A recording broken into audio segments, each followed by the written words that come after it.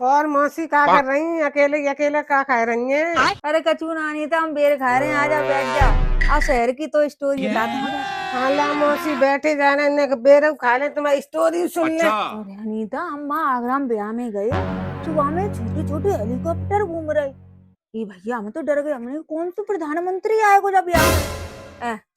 फिर एक मोड़ी ने बोली कि जा से वीडियो बनते अम्मा। बिना बता क्या बोलते? डोन बोलते हैं, डोन। अरे मौसी बिना डॉन कैमरा बोलते हैं, वीडियो बनते बात तो बनते। सही है। हाँ हाँ, कच्ची भी बोलते हैं चो चले।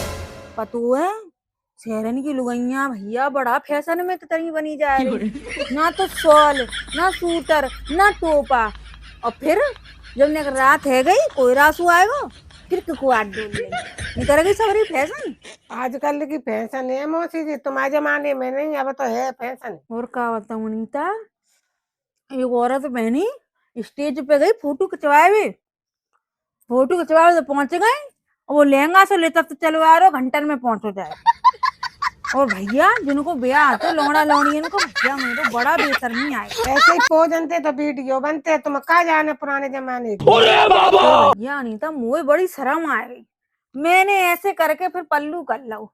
और भैया एक लुगाई तो कैसे कह रही पता है, बाबू इधर आजा, बाबू इधर आजा।